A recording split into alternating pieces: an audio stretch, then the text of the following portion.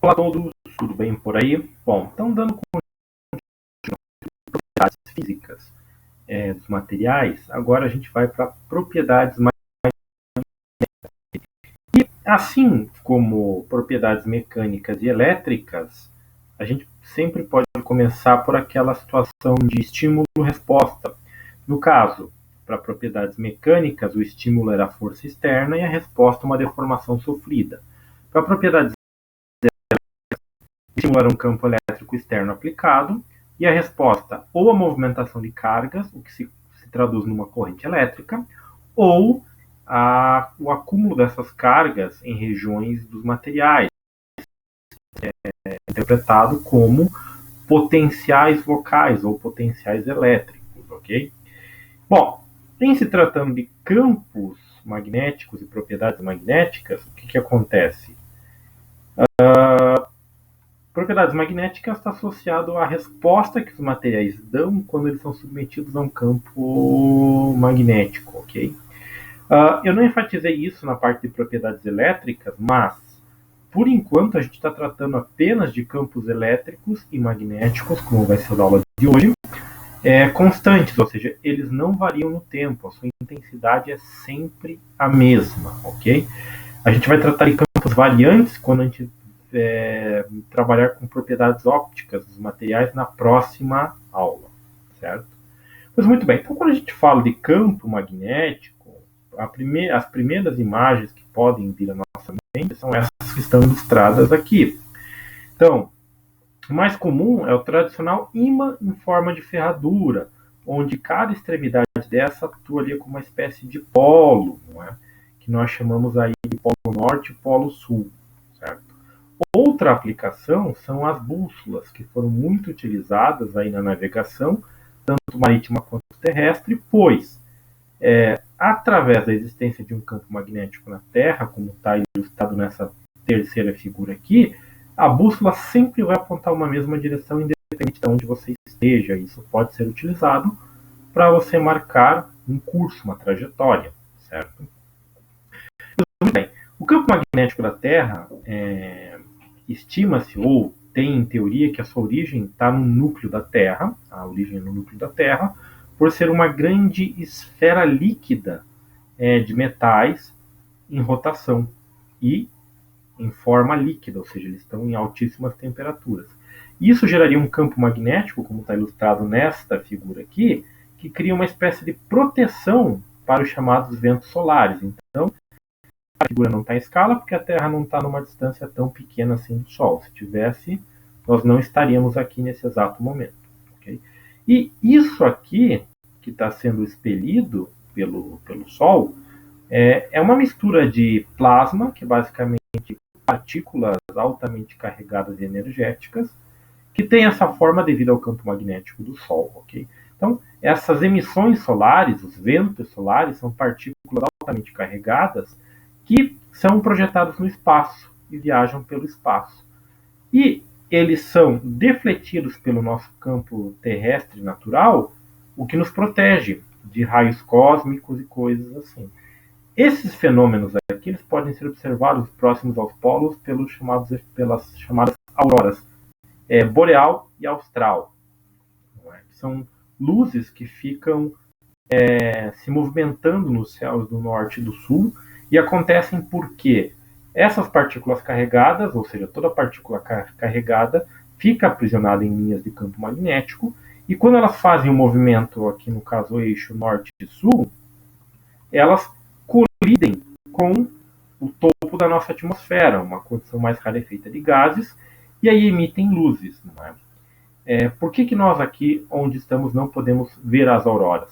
Por causa da poluição luminosa das cidades e também depende daí de questões como a intensidade de emissão do Sol. Então, se você já viu algum dia alguma foto ou filmagem dessas auroras, saiba que são muito difíceis de você, como um turista, por exemplo, ir nesses locais, que diga-se passagem, são muito frios e os locais propícios, para que você possa observar esses fenômenos, ok? E talvez uma outra aplicação industrial dos campos magnéticos seja a separação de alguns materiais. Não é? Então você tritura lá os materiais, quer fazer uma separação, você usa, por exemplo, aqui campos magnéticos. E aí uma pergunta que eu gostaria de fazer para vocês é: todos os materiais respondem ao magnetismo? Então, novamente, todos os materiais respondem ao magnetismo? Então, antes de a gente conseguir responder essa pergunta, vamos avançar aqui e tentar entender um pouco mais sobre o campo magnético, certo? Então, aqui eu tenho dois exemplos, ao lado da minha imagem aqui, do lado esquerdo e do lado direito, vocês têm dois exemplos. Um colocado embaixo de uma folha de papel, e aí eu jogo limalha de ferro sobre esse ímã que são formadas aqui. Essas linhas são chamadas linhas de campo magnético. E quanto mais concentradas elas forem em relação à área superficial aqui, mais intenso é o campo magnético, certo? Eu posso chamar essa metade aqui de polo sul e essa outra metade aqui de polo norte. Mas eu não tenho como saber. Realmente eu não tenho como saber. Eu posso definir esses nomes, não é? E depois trocar e fazer qualquer experimento que eu vou obter o mesmo resultado, ou seja, norte e sul, ok? Outra coisa, você nunca consegue dividir um ímã e isolar os polos. Você sempre vai ter dois polos. Então, se eu dividir esse ímã aqui na metade, metade agora vai ter um polo norte e um polo sul, e a outra metade também, certo? Pois bem, então, uma das primeiras fontes de campo magnético vem nesse minério que está marcado aqui, a magnetita, que tem essa configuração química, Fe3O4. Okay? Então, esse é um minério, uma coloração mais escura, um marrom escuro, um vermelho bem escuro, ou até indo para o preto, que foi observado por muitos camponeses numa região que tinha esse mesmo nome aqui na Grécia Antiga, e esses camponeses carregavam sempre um cajado que tinha uma ponta feita à base de ferro. E percebiam que essa ponta era direcionada para esse minério. Não é? Então, essa foi uma das primeiras observações dessa questão do magnetismo. Posteriormente, outros cientistas perceberam que eles poderiam usar esse tipo de minério para produzir justamente a agulha da bússola. Então, se você montar aqui num sistema onde ela possa girar livremente, essa agulha sempre vai se orientar com o campo magnético da Terra, certo? Outra fonte de campo magnético é uma bobina, uma espira. Você faz um enrolamento aqui com fios de cobre, por exemplo, um fio condutor, e se você passar uma corrente, você vai ter um campo magnético aqui no interior, como se fosse um ímã, como esse que está aqui, certo? E aí, dependendo da configuração aqui, ou seja, da corrente que você vai fazer passar por esse condutor, pelo número de espiras que você tem e pelo comprimento, você consegue ter campos magnéticos mais intensos e menos intensos, ok? E aí, através disso daqui, por exemplo, você pode ter os eletroímãs que você usa hoje em alguns ferros velhos aí para transportar grandes massas metálicas, nessas portas que a gente tem de fechamento, né? Você sempre tem uma parte metálica em que você usa digital ou um cartão de acesso. Você tem um eletroímã lá, não é? Que poderia ser uma bobina e mais um outro material que responde ao magnetismo, ok? Então percebam que a gente está construindo aqui a resposta para aquela questão que eu fiz lá, não é? Se todos os materiais respondem ao magnetismo.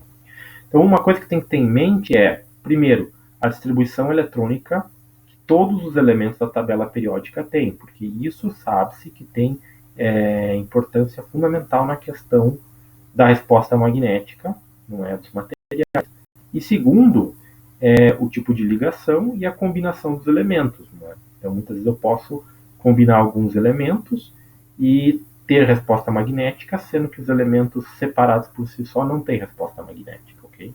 Mas vejam que isso ainda não é a resposta para a pergunta. Então, seguindo aqui, qual que é a origem mais intrínseca que nós podemos dar ao magnetismo? A gente sabe que uma corrente elétrica, que é a movimentação de elétrons num circuito, é magnético. Se eu considerar aqui nesse modelinho bem simples a parte do núcleo, ou seja, está aqui a parte positiva do átomo, o núcleo, e aqui os elétrons à sua volta. Ele está fazendo esse caminho aqui. Isso aqui pode ser considerado um circuito de corrente. Eu só não tenho condutor aqui, mas é um circuitinho, porque o elétron está fazendo um certo caminho aqui, certo? E a esse caminho está associado ao quê? O campo magnético. Outra coisa, aqui nós temos o elétron. Sabe-se dos experimentos aí, das observações associadas à mecânica quântica, que o elétron, ele apresenta uma das suas características, é como se fosse uma espécie de giro. Então, se eu considerar o elétron uma pequena esfera, usando aí um modelo de aproximação, ele vai ter um giro em torno do eixo, em um sentido ou em outro. Esse tipo de giro permite com que o elétron tenha também, sozinho, nesse giro, características relacionadas a campos magnéticos ou respostas magnéticas. Então, tanto o fato do elétron girar em torno do núcleo do átomo e o elétron girar em torno do seu eixo define os chamados momentos magnéticos intrínsecos à matéria microscópica. E não somente os elétrons apresentam isso. Os prótons e os próprios átomos apresentam esses chamados momentos de dipolo magnético, não é? Que, na soma geral, para alguns materiais, não resulta em nada de resposta magnética, e para a soma geral em outros materiais, resulta em uma resposta. Então, quando a gente fala, faz a pergunta, todos os materiais respondem ao magnetismo, uma resposta que a gente pode pensar é a atração mecânica, ou seja, se eu aproximar um ímã de um conjunto de moedas, por exemplo, para determinar se essas moedas são falsas ou não, se elas forem feitas de um material específico, que não é o de fabricação das moedas, elas não serão atraídas. Agora, se eu aproximar um ímã de um material que é o específico para a fabricação de moedas, elas serão atraídas. Então, a atração mecânica é um tipo de resposta. Você produzir correntes no material também é um tipo de resposta magnética. Você deixar um campo magnético residual no material também é uma resposta magnética. Então agora a gente vai ver um pouco aqui desses chamados vetores campos magnéticos. Aqui eu estou chamando de vetores porque todo campo magnético e elétrico são vetores, mas a gente está tratando eles da parte mais numérica, certo? Então, quando eu falo de campo magnético, eu tenho que ter em mente que existem duas possibilidades de campo. O campo H, ou a representação através do campo H, que é conhecido como intensidade de campo magnético, que está sempre associado a uma bobina. Então, o campo gerado por uma bobina é o campo intensidade, certo? E eu tenho outro que é o meu campo indução magnética ou densidade de fluxo magnético, certo? Então, esse B é a resposta do campo H. Então, se eu tiver uma bobina e passar uma corrente por ela, eu vou ter um campo H. E no meio onde essa bobina estiver, inclusive no vácuo, eu tenho resposta que é o campo B, certo? E aí, como a gente está tratando aqui de materiais sólidos, a gente vai considerar apenas as respostas nos sólidos. A gente não vai pensar em gases nem em líquidos, ok? O campo H, a unidade dele, como ele está associado a uma corrente num comprimento de condutor em forma de enrolamento, que é uma bobina, é o ampere por metro. E o campo B, ele tem algumas unidades que pode ser o Gauss, que é o que aparece muitas vezes no sistema internacional, mas o mais comum é o Tesla, que está associado ao Gauss aí por um fator de 10.000, certo? Então, um Tesla equivale a 10.000 Gauss. Então, só para vocês terem uma ideia, o campo magnético da Terra vale 50 microteslas, ou seja, 50 vezes 10 na menos 6 Tesla. É um campo muito, muito fraco. Um campo muito forte seria algo como 1, 2 ou 3 Teslas. Então, se você vê qualquer propaganda dessas de empresas que fazem diagnóstico por imagem, que tem esses aparelhos de ressonância magnética nuclear, o que eles fazem? Eles aplicam campos magnéticos muito intensos. 1, 2, 3 Teslas. Então, 1 Tesla é um campo magnético muito, muito intenso, ok? Bom, como eu estou falando de resposta magnética de um material no estado sólido, tem algumas características. A gente teve o epsilon na parte de propriedades elétricas, que era a permissividade elétrica. Para a parte magnética, a gente tem esse Mi, que é a permeabilidade magnética dos materiais. No caso, para o vácuo, que é uma constante, é 1,257 vezes 10 a menos 6 Henry por metro. Então, a unidade da permeabilidade é 1 Henry por metro. Muitas vezes, para você ficar mais fácil a utilização dessa característica, a gente tem a permeabilidade relativa, que é um valor da permeabilidade para um material qualquer pela permeabilidade no vácuo.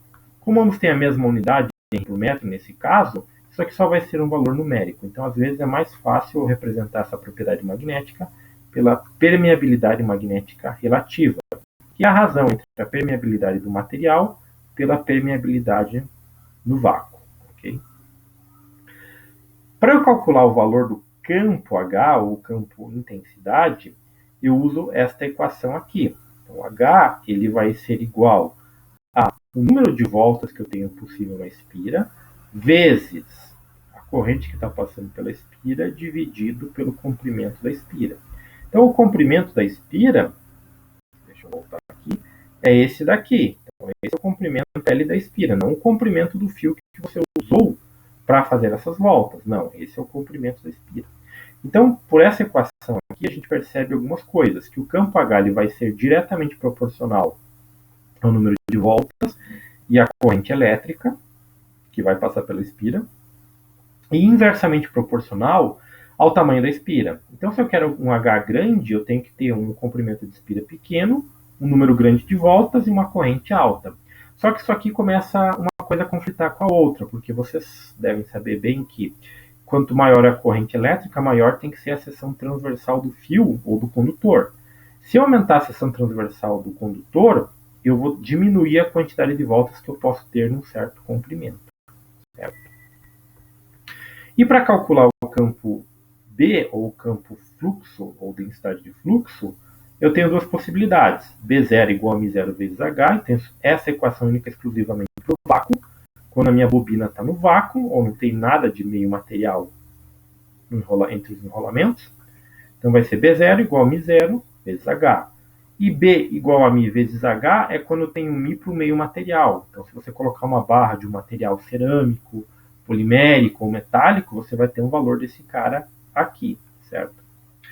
Então, essas são as equações que relacionam B e H, certo? Uma vez que B é o campo intensidade e H é o campo intensidade e B é o campo densidade de fluxo, que é a resposta do meio material ao campo H.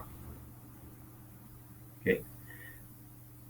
Outro fator importante quando eu falo de magnetização dos meios materiais é o vetor M, ou a magnetização do meio sólido.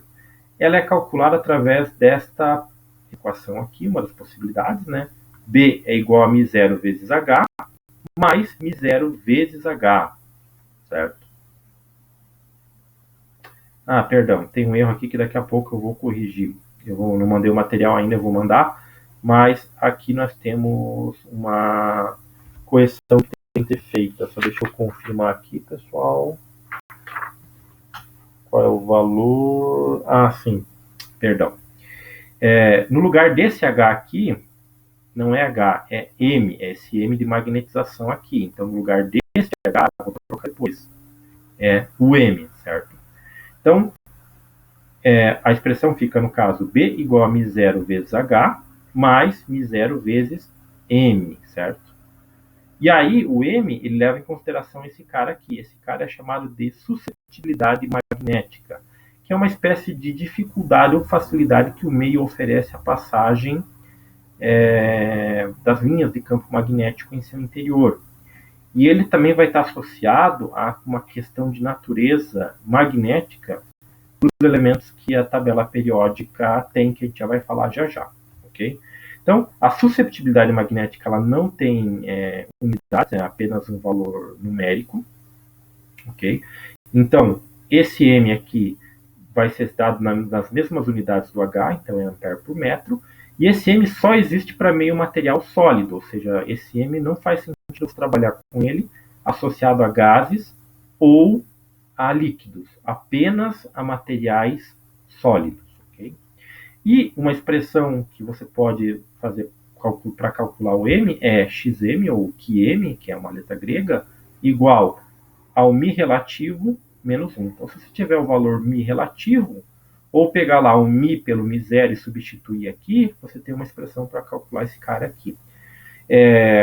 Nesse material não tem exemplos desses slides, mas também tem um material separado com 2 exemplos que vai aparecer uma tabelinha para alguns valores para esse cara aqui, ok? Então, aqui eu tenho a bobina sem nenhum meio material, aqui eu tenho B0, M0 vezes H, e aqui com meio material, uma barra de perfil circular, aonde o B, agora percebam, é B igual a μ vezes H, onde esse μ está associado a esse material aqui, ok? E esse M, novamente, é a magnetização somente desse meio sólido, ok? Muito bem, então, agora, se a gente pegar qualquer tabela periódica, todos os elementos que estão lá, eles têm comportamentos que podem ser associados a uma resposta ao campo magnético externo aplicado. E essa resposta dos materiais classifica eles em diamagnéticos, paramagnéticos e ferromagnéticos. A gente pode fazer a seguinte analogia. Como a gente tinha para a parte das propriedades elétricas, a gente classificava os materiais em isolantes, semicondutores e condutores, que estava associado à aplicação de um campo elétrico externo. Então, os materiais que respondiam com uma corrente alta eram os condutores. Os que tinham uma corrente ou uma condutividade um pouco menor eram os semicondutores, e os que praticamente não conduziam eram os isolantes. Okay? Então, para os materiais ou elementos da tabela periódica, e aí isso pode se refletir também aí em qualquer material, como polímero, cerâmica e metal, eu posso classificar conforme a resposta magnética em diamagnético, paramagnético e ferromagnético. Então, o que é cada um deles? Os materiais que mais respondem ao magnetismo, de que forma? Mantendo um campo B no seu interior, mesmo depois que o campo H não exista mais, são os ferromagnéticos. Aqueles que são paramagnéticos, eles apresentam um campo B, enquanto o campo H externo está aplicado. Se eu desligar o campo H externo, esses materiais que são paramagnéticos, eles perdem o campo B. O campo B vai embora muito rapidamente. E os materiais ditos diamagnéticos, eles são materiais que o campo B ele vai se formar, mas com orientação contrária ao campo H. É como se eles se protegessem e não quisessem se magnetizar. Então, se eu tenho um material que é feito à base de ferro, cobalto, níquel ou rutênio, eles são ferromagnéticos, porque se eu pegar uma barra de perfil circular de qualquer um desses 4 materiais e colocar no interior de uma bobina, como está nesse caso aqui, aplicar o campo H e depois desligar, o que vai acontecer? Eu vou ter um campo B com uma intensidade relativamente forte, mesmo sem um campo H externo. Para os paramagnéticos, o campo B só vai existir enquanto o campo H estiver aplicado. E no caso dos paramagnéticos, a orientação de H e B é paralela. No caso dos diamagnéticos, B e H são antiparalelos.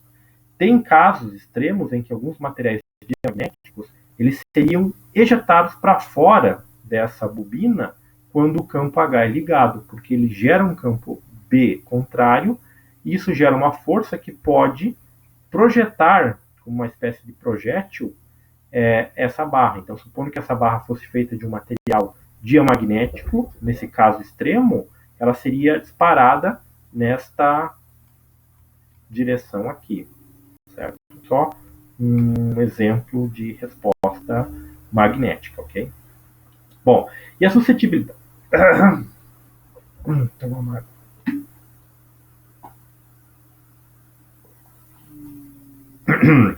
Bom, perdão, pessoal.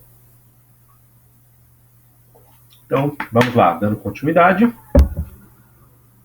Então, eu dizia que a susceptibilidade magnética também pode ser um parâmetro para você classificar os materiais conforme diamagnético, paramagnético ou ferromagnético. Esses valores aqui de susceptibilidade magnética eles serão menores que 1 e negativos para materiais diamagnéticos. Para materiais paramagnéticos, a susceptibilidade será menor que 1 e positivo. ok? Então, esses caras aqui, diamagnéticos e paramagnéticos, apresentam valores desses caras aqui da ordem de 10 a menos 4, 10 a menos 5. Lembrando que não tem unidade porque esses caras são dimensionais. E para materiais paramagnéticos, esses caras aqui, eles terão valores muito altos, da ordem de 1000, 2000, 3000 e por aí vai, certo? Então, a suscetibilidade magnética do ferro, por exemplo, se eu não me engano, aí é uns 3000. Não é ter que confirmar isso em uma tabela, mas só para vocês terem uma ideia aí das ordens de grandeza.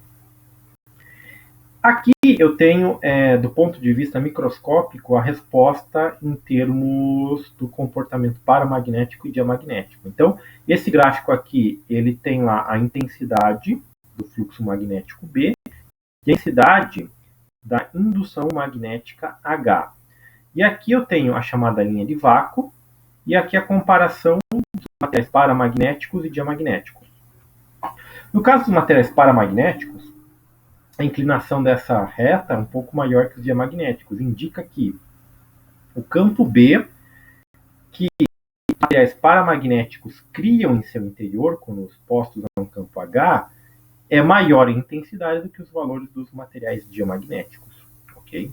Então, por isso que eu falei, no caso extremo, se aquela barra que está dentro da bobina fosse um caso extremo, esse cara aqui teria intensidade suficiente para projetar, não é? Na maioria dos casos, o material fica dentro da bobina e ele apenas não vai aceitar ser magnetizado. Então, aqui eu tenho essas bolinhas que representam os chamados momentos magnéticos que são inerentes, não é, a cada elétron e cada átomo presente aí nos materiais. No caso do material diamagnético, todos esses pequenos momentos magnéticos, de polo magnéticos, estão orientados ao acaso, e a soma líquida da vetorial é zero.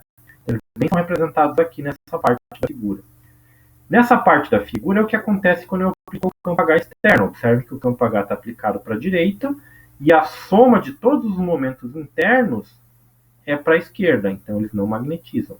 Os materiais paramagnéticos está aqui, a representação dos dipolo magnéticos aleatórios, e quando eu aplico o campo H externo, todos se orientam paralelamente ao campo H. E claro, isso aqui só vai permanecer enquanto o campo H está aplicado. Então, aquelas portas que são feitas de fechaduras eletrônicas, elas usam metais paramagnéticos. Por quê?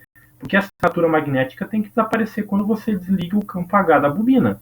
Senão, a trava magnética continua funcionando e a porta não abre, certo? Então, esse é um exemplo de aplicação dos materiais paramagnéticos. Para materiais ferromagnéticos, a gente tem essa situação aqui. Normalmente, você já tem uma certa quantidade de domínios magnéticos nesses materiais com uma certa orientação líquida, com uma certa resultante. Quando você aplica o campo H, todos se orientam paralelos ao campo H, e depois que você desliga o campo H, como é o caso aqui, o que vai acontecer? Essa orientação ela permanece. Okay? E aí você pode, por exemplo, combinar elementos como neodímio, ferro e boro em certas proporções para criar os ímãs de neodímio, que são ímãs hoje comercialmente muito mais baratos do que ímãs super fortes, como eram feitos aí antigamente, e esses ímãs permitiram você criar HDs que são um exemplo de aplicação que a gente já vai ver, do magnetismo, não é, para armazenamento de informação magnética, certo?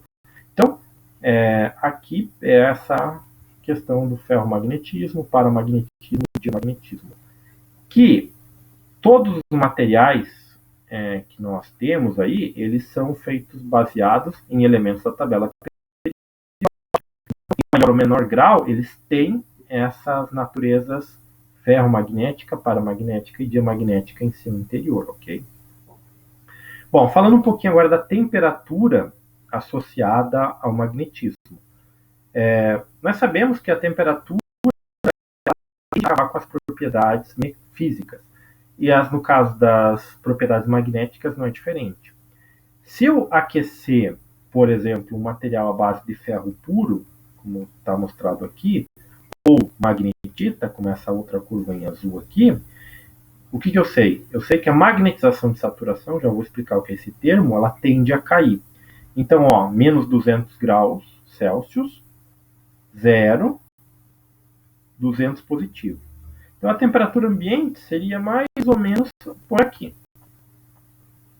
Então, o que é magnetização de saturação? Então, imagine que você quer magnetizar um material. Você faz uma bobina, coloca o material no interior dessa bobina e aplica um campo magnético. Ok? Pois muito bem. A magnetização de saturação é um valor máximo de campo H, ou melhor, de resposta B, que o material apresenta, para o campo H. Então, não adianta eu aumentar a intensidade da corrente elétrica, que vai passar lá pela bobina, porque eu não vou conseguir chegar num valor maior que o valor máximo ou o valor de saturação da magnetização, associado ao valor ms aqui ou ao valor de B, certo? E essa temperatura em que as propriedades magnéticas se perdem é chamada de temperatura de Curie, não é? Essa temperatura é de 768 graus Celsius para o ferro, o cobalto é de 1120 graus Celsius, o níquel 335 graus Celsius e a a magnetita, que é o F3O4, é de 585 graus Celsius. Isso aqui está associado principalmente para materiais ferromagnéticos, não é? Essa questão da sua perda das suas propriedades magnéticas mais intensas. Então, se você tem, por exemplo, ímãs superfortes que estão sujeitos a aumentos grandes de temperatura, eles perdem as suas propriedades magnéticas. Um dado curioso, se você pegar esses ímãs de neodímio e aquecerem eles a mais de 120 graus Celsius, 130 graus Celsius, por exemplo, você perde a maior parte do magnetismo desses ímãs. Okay? Bom, domínios de esterese. Domínios de esterese são uma outra forma da gente avaliar essa questão do ferromagnetismo em alguns materiais. Então, os materiais que são predominantemente ferros magnéticos, eles apresentam como se fossem pequenos domínios, pequenas regiões, como se fossem regiões imaginárias, volumes imaginários, em que os monopolos, os dipolos magnéticos têm uma certa orientação preferencial. Okay? Então, nesse conjunto aqui que eu destaquei, a gente tem aqui esse domínio com essa orientação. E a gente tem esses outros dois domínios com essas orientações aqui. Se eu aplicar um campo H aqui, a tendência é que esses domínios aqui, esse domínio aqui e esse domínio aqui, se anulem ou se reorientem conforme essa orientação de campo H que eu acabei desenhando aqui, certo? Então, quando eu falo de magnetização de saturação, é isso, né? É forçar com que todos esses domínios dos materiais ferromagnéticos tenham uma mesma orientação de campo magnético, certo? Então, aqui eu tenho um exemplo disso. Dois exemplos, na verdade. Aqui eu tenho essas linhas que foram desenhadas e essas setas que representam a orientação magnética para essas regiões deste material. Então, olha só, aqui o campo H é 0, aqui o campo H está aplicado da esquerda para a direita nesta orientação. Observem que os domínios que estão paralelos ao campo H tendem a diminuir, a aumentar, perdão. E os que estão antiparalelos tendem a diminuir. E esses caras aqui vão ser deformados para que as componentes deles que sejam paralelas aumentem e as antiparalelas ou perpendiculares diminuam. E aqui, quando o campo H for bem mais intenso, que é o caso que mostra o campo H no eixo vertical aqui, né? Perdão, eixo horizontal, e aqui o B no eixo horizontal. Observem que eu tenho esses registros de domínios magnéticos aqui. E aí eu posso alterar o magnetismo do meu material, fazendo com que ele fique magnetizado permanentemente, através dessa curva, que é chamada de curva de esterese. Aqui só tem um pedaço dela. Então, quando H é 0, B é 0, cada um tem os seus domínios. Se eu somar vetorialmente, isso aqui vai dar 0. À medida que eu vou aplicando o H, vocês sabem que tem uma região que vai se destacar e as outras vão diminuir. À medida que eu vou aumentando a intensidade do valor H, o que eu observo? Que as outras regiões diminuem ou desaparecem até chegar no ponto da chamada magnetização de saturação, ou seja, nenhum outro domínio existe mais, certo? Então, essa questão dos domínios é uma forma como eu posso avaliar a questão da magnetização dos materiais que têm essa natureza ferromagnética, que é uma forma ou uma maneira do material responder ao estímulo magnético externo. A completa está aqui. Então, olha só, eu sempre vou partir do H0, B igual a zero, sem essa seta azul aqui.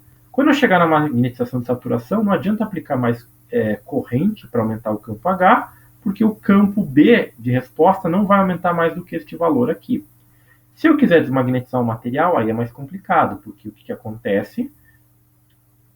A resposta dos materiais para a diminuição de B, quando tem a diminuição de H, não é linear. Então, observem que, à medida que eu venho aqui agora em vermelho diminuindo H, o valor de B vai diminuir, mas não da mesma maneira. Quando eu chegar novamente nesse ponto aqui, observem que eu tenho um valor de B remanente. Tanto é que esse campo é chamado de campo B remanente, que é aquela magnetização que fica no meio material. Se eu quiser desmagnetizar isso aí, eu vou ter que aplicar um campo da IH ao contrário, até atingir a saturação magnética contrária, voltar a mudar a orientação de H, até chegar novamente a esse S, e aí, fazendo isso alguns ciclos, eu vou diminuindo essa curva até voltar para esse caminho azul e desmagnetizar. Então, magnetizar alguma coisa é fácil quando ela é ferromagnética. Quando ela não é, a desmagnetização é mais complicada. Então, novamente, por isso que a gente usa materiais paramagnéticos naquelas portas. E alguns paramagnéticos, ou predominância paramagnética, em mídias magnéticas, certo? Então, olha só, aqui eu tenho a comparação da curva de Sterese, não é, entre os ferromagnéticos e dos magnéticos. Observe que é linear. A resposta B e H são lineares, ok? Enquanto que no caso dos ferromagnéticos, não são.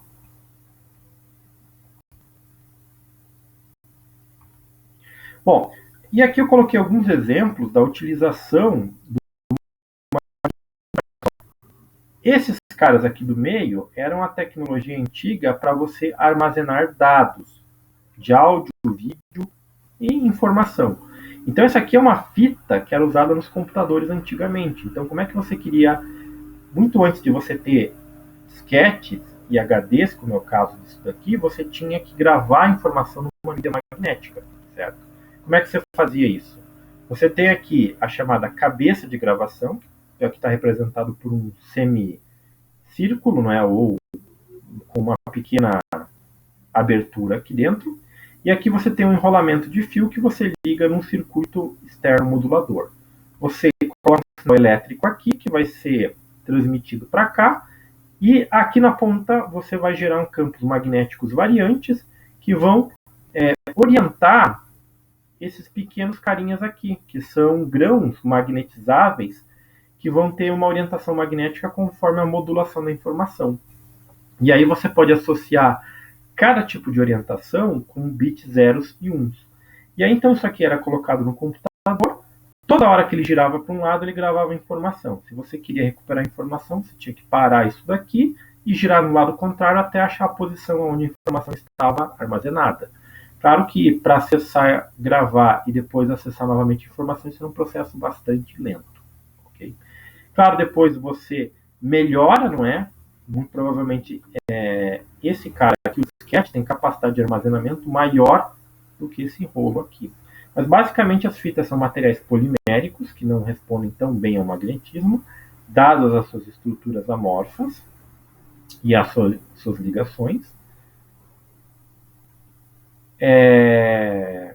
Digamos assim, não colados, mas o material era impregnado na fita polimérica para que você pudesse gravar. Então, você gravava aí áudio, você podia gravar vídeo, não é?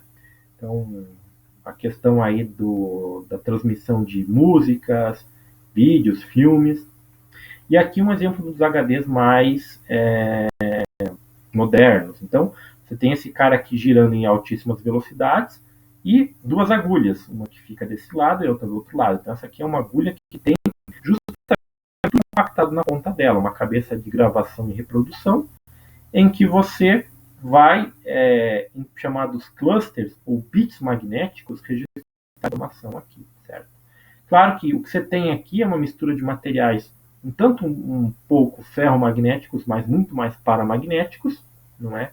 Em que você consegue gravar a informação, mas você consegue também removê-la de maneira um pouco mais fácil.